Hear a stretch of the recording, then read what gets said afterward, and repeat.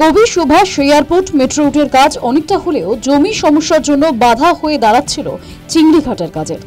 সমস্যা কাটিয়ে দ্রুত কাজ শেষ করার জন্য সব পক্ষকে কলকাতা হাইকোর্ট দিয়েছিল নির্দেশ। কাজ শুরু করা নিয়ে আলোচনায় বসে পুরসভা এবং মেট্রো রেল কর্তৃপক্ষ। নভেম্বরের তৃতীয় সপ্তাহ থেকে কাজ শুরুর সিদ্ধান্ত হয়।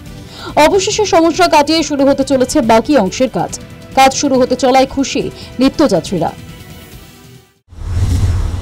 সুবিধা অনেকই হবে, কারণ এখান থেকে বাসে তো গরমে তো অত ট্রাভেল হয় না, তো মেট্রো থাকলে কি ইজি থাকে গরমেও ট্রাভেল করতে। কানেক্টিভিটি হয়ে যাবে সেক্টর 5 থেকে পুরো হাওড়া অবধি, তো সেটা ভালো হবে। তাড়াতাড়ি হলে তো ভালোই, কারণ অনেক বছর ধরে হচ্ছে, এটা হচ্ছেই না, বাদ বাকি সবগুলো লাইন খুলছে, তো এটা হলে একটু ভালোই হয় তাড়াতাড়ি।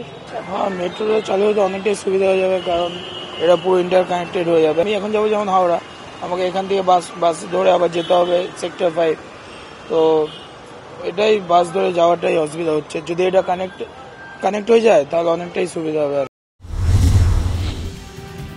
চিংড়িঘাটের কাজ শেষ হলে কবি সুভাষ থেকে সেক্টর 5 এ আসা শুধুই সুবিধাজনক হবে না, সেই সঙ্গে এয়ারপোর্ট যেতেও কম সময় লাগবে।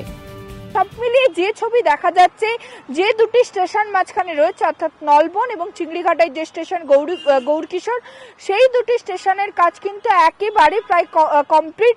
একদিকে স্টেশনের কাজ যেমন শেষ হয়েছে, তার পাশাপাশি যে পিলার অর্থাৎ মেট্রো রুটের যে কাজ, গার্ডার উত্তোলনের যে কাজ, সেই কাজও কিন্তু সম্পন্ন হয়েছে। শুধুমাত্র এই 3টি পিলার এবং সেই 3টি পিলারে গার্ডার উত্তোলন করলেই কিন্তু আর বলা যেতে পারে শুধুমাত্র সময়ের অপেক্ষা, এবং তারপরেই শহরবাসী কিন্তু আবারও একটি নতুন মেট্রো রুট পাচ্ছে।